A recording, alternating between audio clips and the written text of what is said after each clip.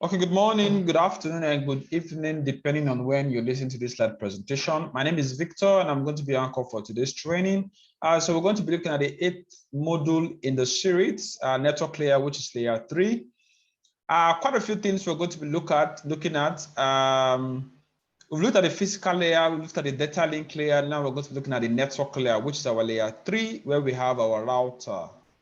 And of course, some protocols. So what are we going to learn in this module? Network layer characteristics, IP version 4 packets, IP version 6 packets.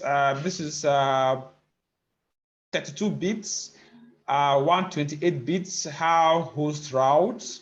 So how does the host route a packet from one point of the network to the other point or to destination? Then what do we mean by a routing table, and how is the routing table being formed? How is it built? And how does it help in helping us do efficient routing? So network layer characteristics. So don't forget, this is layer 3. One of the things the network layer does for us is addressing end devices. So when we say addressing end devices, what do we mean?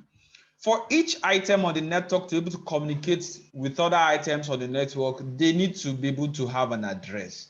For instance, you cannot send an email to somebody without the person's address. You cannot visit somebody's home without the person's address. So what layer 3 does for us is to add another layer of addressing for each of those end devices. What layer 2 does is for all of those end devices, they have MAC address. So that's one form of identification. So adding another layer now helps us get IP addresses for each of those items. So if you are connecting to a network with your mobile, with your printer, with your IoT device, with your tablet, with your PC, whatever you have coming to the network, you're going to be assigned an IP address. So one function of the network layer, it performs addressing. 2, it does encapsulation. So when we say encapsulation, don't forget, the stream of data go from layer 1 up to layer 7, from physical, data link, network, transport, session, presentation, and application. So whatever information we have here from the physical layer gets encapsulated, passed up to this layer. What layer 2 does is de-encapsulate, that is open up the data, look at what is there, add whatever information it needs to add, encapsulate it again, and pass it over. So when it gets to layer 3, what it does is first de-encapsulate, open it up, see what is inside, just like when you receive a parcel. If the parcel is meant for somebody else, or in an office setting where you need to receive a letter, document and sign on it, and send to the next table, whenever you receive the letter, you de-encapsulate, you open up. You append anything you need to append on the document, then you put it in an envelope again, then you encapsulate it again, then you send to the next layer. So that's actually what happens. So you have addressing, encapsulation, de-encapsulation, and routing, which is one of the most important functions of the layer 3. It does routing. So it forwards packets away from networks to other networks. That's what differentiates a router and a switch. Of course, this is about encapsulation. I've already explained that. Characteristics of IP address. What you need to know about IP address is that they are connectionless, right?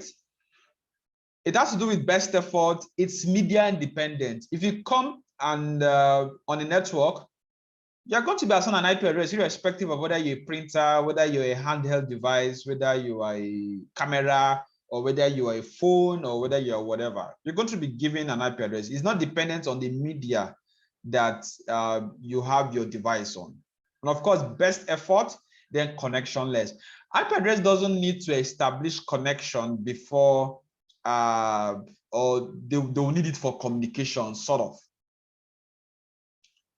So when we say connectionless, this is more or less a more elaborate definition of that, or expansion of that. It does not establish a connection with the decision before sending the packet. Yes. It's not like the TCP kind of connection stuff that is connection based, where before I can say hello or before I can send an information to you, I have to first send the sync right? I have to first do a hello, make sure that you are there. If I'm to give you a $1,000 bill, $100 in 10 places, if I'm to give that to you, what we're saying is that IP addresses, the way they work is that they will just send you, they just throw the money to you, right? They wouldn't need to first say, hello, are you there? Then you respond and say, yes, I'm there. Or hello, are you Victor? The person says, yes, I'm Victor. Okay, I have a $1,000 bill for you.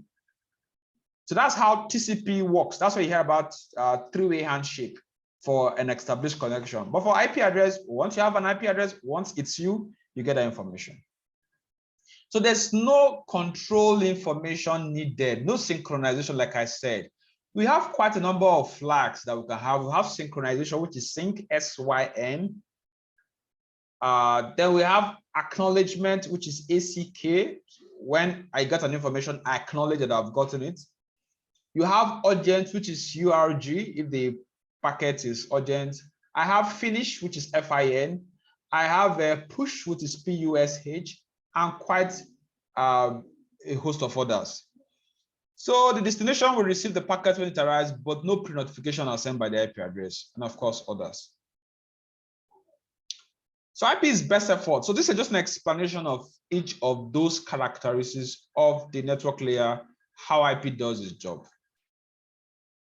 Okay, and also it's media independent, like I explained. So it doesn't matter whether we're going to be connecting to copper or fiber or wireless, or whether we're going to be using a phone, what's it called, a tablet or an IoT device. It's just irrelevant, right? IP does not concern itself with the type of frame required at the data link layer. IP must rely on other protocols for these functions. IP cannot realign out of sequence packets. IP cannot retransmit after an error. So that's why it's unreliable. Now, when we say unreliable, it's just the purpose why we have IP addresses. So don't try to compare IP addresses and TCP kind of connections. Or you compare TCP kind of connections with TCP UDP connection, user datagram protocol. You don't connect them down, you don't compare them that way. They are meant for different purposes. It's just like you comparing a guy and a lady, right? Most of the times on the average, a guy is meant to be tough, a guy is meant to take care of a family, a guy is meant to go out and get whatever for the family. Though these days we have women taking that role up. A woman is meant to take care of the home, go out to work also if the lady is supportive of the husband, bear children, give birth. A man cannot give birth to a child, right? So you see, they have different roles, different functions. So that's why when we say IP is unreliable, not that in that sense, right? It's just that its function does not allow you to do all of that we have here as characteristics. So media independence is an explanation for that. IP version 4 packet. So we have two types of IP. So we have the IP version 4 and we also have the IP version 6. So the IP version 4 is the primary communication protocol for the network layer. It ensures the packet is sent in the correct direction to destination. So if I have an IP address of a particular device, I can tell, I know who it's meant for. So it is binary. Of course, it's all going to translate to zeros and ones. It contains several fields of information. Like this diagram is read from left to right, 4 bytes per line, right? So the two most important fields are the source and destination. Yes, that's our most important goal. Yes, you have time to leave. If I assign an IP address to you, how long does it take before it can be revoked and somebody else can take the IP address? So these are some of the headers and what they mean. So the version, is it version 4, version 6? In the first or second module, I ran ipconfig /all on my command line interface. I showed you that for every IP version 4 that you have assigned, you also have IP version 6 assigned. So that header will tell us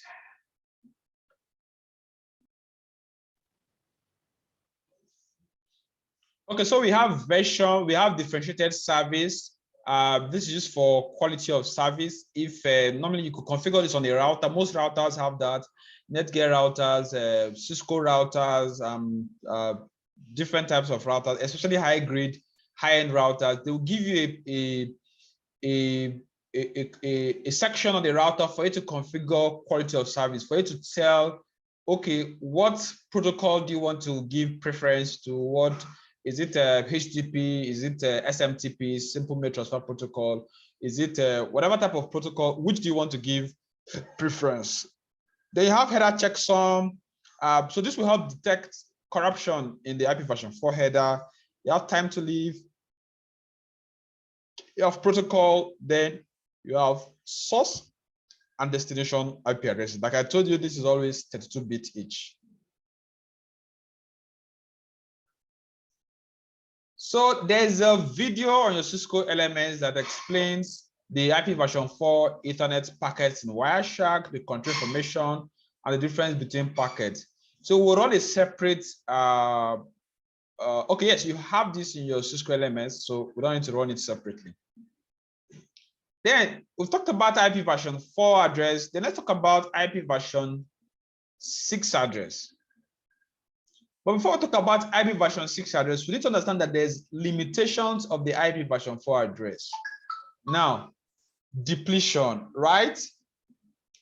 There's a limited amount of IP address we can have as regards IP version 4 addresses. I think it's about 4 billion or so. So the question is that we have more than 4 billion persons, but though we might not have 4 billion persons using the internet, yes, that we have. Or I think we could just look that up. Internet penetration 2022 worldwide. So 5 billion internet users worldwide. Yes. So it's one of the disadvantages of IP version 4. So if we were to still be using IP version 4, what will happen is that for every item on whatever network across the world, we have to take from this from this 4 billion given to us by IP version 4. So IP version 4 maximum IP version 4 addresses. Yes. So it's about, yes, 4.2 billion. So we can have only 4.2 billion IP addresses if we were to go by the IP version 4 standard, which is regular 127.0.0.1, 172, whatever, any of this combination, just four sections of 3 maximum numbers separated by commas.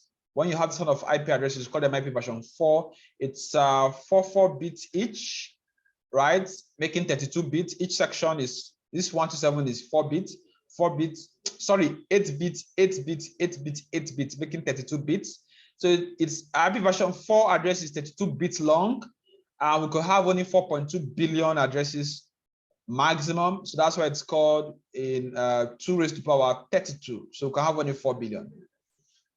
Now, going by internet penetration worldwide by 2022, the estimate is by, as at April 2022, there were 5 billion internet users worldwide, which is 63% of the global population. Of this, 4.65 billion were social media users.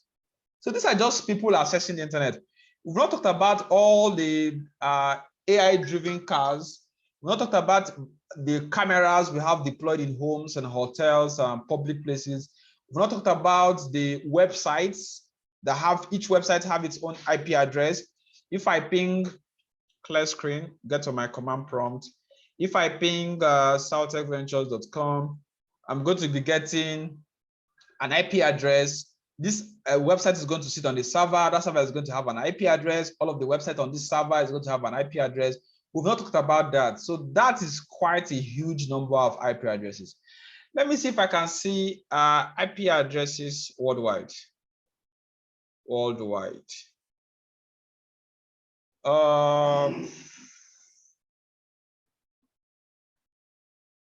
Okay, this is by country. How many IP addresses are in the world?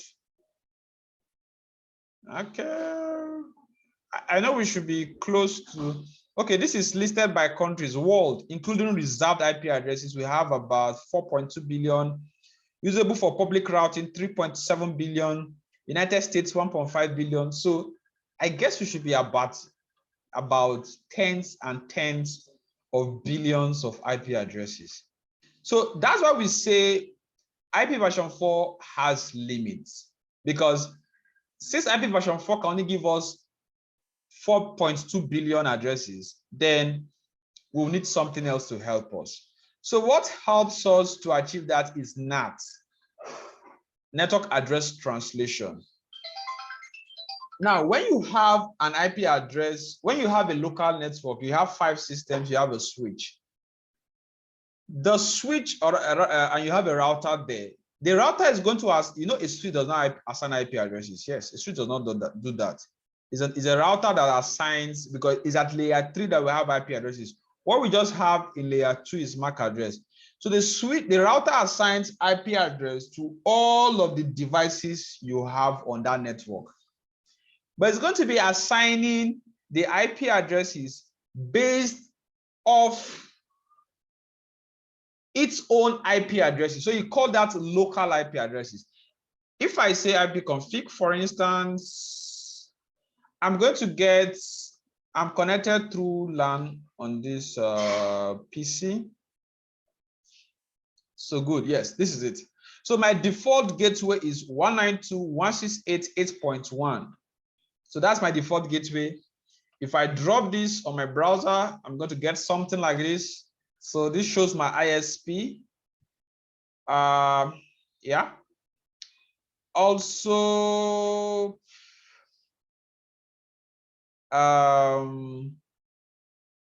if I go back, my own IP address is 192.168.8.102. So this is my IP address. So you see, my IP address is based out of my default gateway. So every item on my network is going to pick from 2 to 255, depending. So what the router does is that when you come on the network, you want to have an IP address, it will assign you an IP address, maybe 102, 103, 105, 107, 110, 5, 3, 20, 30, depending on whatever is available, right? This is the IPv6 version. Now, what NAT does is, Network Address Translation does that. It converts this my IP address, or helps me to be able to communicate between my IP address and what is my public IP address. So my network provider gives me this, my router gives me this. Just a moment, please.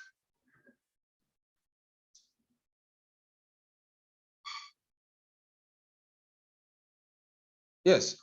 So my network provider gives me this. This is my public IP address. This is my local IP address.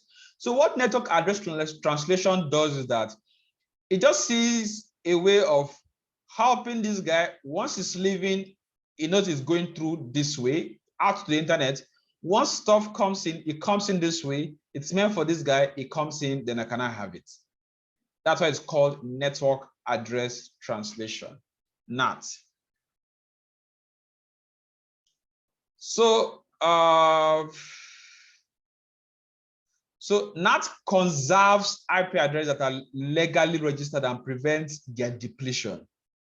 So imagine, you see this IP address now, something else somewhere else can still be using this same IP address, but it's going to be local.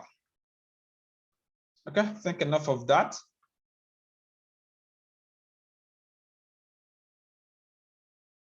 So the IP version 6 was developed by the engineering task force, the Internet Engineering Task Force, the IETF. So it overcomes the limitation of IP version 4, right?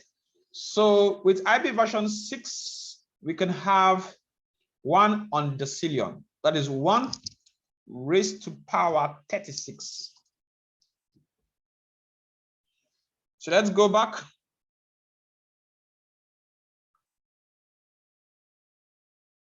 So we say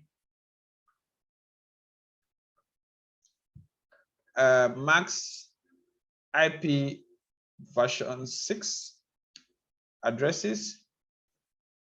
So you see it, 2 to 128. How do I call this now? 342. Wow, this is quite long. So there's no how we were able to limit that. So it's called 340 undecillion, 283 decillion, 366 nonillion, 920 octillion, 938 septillion, 463 sextillion, 463 quintillion, 374 quadrillion, 607 trillion, 431 billion, 768 million, 211,000, and 456. It's really hard to say it fast, right? Because it's quite much. 340 undecillion. That's what IP version 6 can give to us. So I doubt there will be a time in this world where we'll be in population in none of the devices we're going to be used 340 undecillion. So that's the advantage of IP version 6. So we can have as many IP addresses as possible. So it eliminates the need of NAT, because what NAT does is to try to convert and translate from our local IP address to our public IP address. Okay, anything much here? So these are the headers for IP version 6. So we have the version, the traffic class, the flow label, the payload length, the next header, the hop limit. So it has more info. Of course, the source and destination. Okay. Nothing much here. So there's a video that explains the IP version 6 headers in Wireshark. Is your Cisco learning management system. Then how does a host route? So a host will typically be itself 127.0.0.1. At times we call it look back address. Then the local host, then of course the remote host. Packets are always created at the source. Each host device creates their own routing table. The source determines whether the destination is local or remote. The method of the determination is the IP version 4, is the IP version 6. If it's local traffic, it's dumped out and the host interface to be handled by the intermediary devices. So that means that we're not taking it out of our network. If it's a remote traffic, it's now forwarded to the gateway, this guy, and this guy can now take it to the remote network. So what a host does is it just checks this traffic, this packet I have, is it within this network? If I'm sending a file now or a packet to another IP address within, like when I was trying to do the ping, when I was pinging SOUTECHventures.com, you saw that, okay, let me clear my screen. If I ping SOUTECHventures.com, right? This guy is going to be checking. You see that this IP address is not local, it will send it away and it will come back with this result. If I ping another IP address, another IP address and it's within my network, it will just understand that this item is meant for a local network. So there will not be any need for a default gateway. So the question is, what is a default gateway? I've talked about that earlier on. So what a default gateway does is either a router or a tree switch. It sends my packets away from my local network to a destination network. So it must have an IP address. You can accept data from LAN and capable of forwarding it out, it can also route to other networks. It's as simple as that. And that's what most router does on layer 3 switches. A typical example is your router at home. When you connect to it, if it's connected to a switch, whatever you do within a network, it can help you transfer it via your ISP to the internet. Okay, nothing much. Routing table, if you run netstart-r, you're going to see network destination and the gateway through which is transmitting from, then of course the interface. Okay, so in CCNA 2, we're going to be looking at routing in great detail because the course is about routing, switching, and wireless essentials.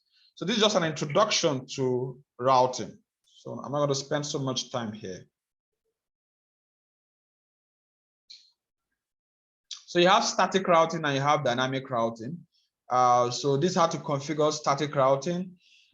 For dynamic routing, you want to allow the guy to assign the IP addresses itself. Like you have in most home-based routers, and you could configure it. Even your PC, you could configure your PC to pick up IP address from the router automatically. So there's a video on the Cisco Learning Management System that explains the IP version 4 routing table. So please watch that.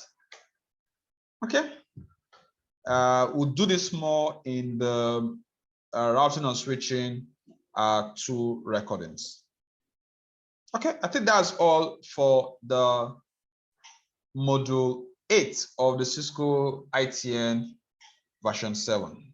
Few things you need to know about this module is that IP is connectionless, is best of fault, media independent, doesn't matter which type of cabling, copper, fiber optics, or wireless you're using. It does not guarantee packet delivery. A device will determine the decision itself, another host or a remote host before it sends that for forwarding. The routing table has 3 types of routes: directly connected routes, remote networks, and default routes. Now Cisco does that very well. When we do the lab, we'll run those commands and you see that. Okay, thank you very much for going through this course. If you've not subscribed, make sure you do that. See you in the next module.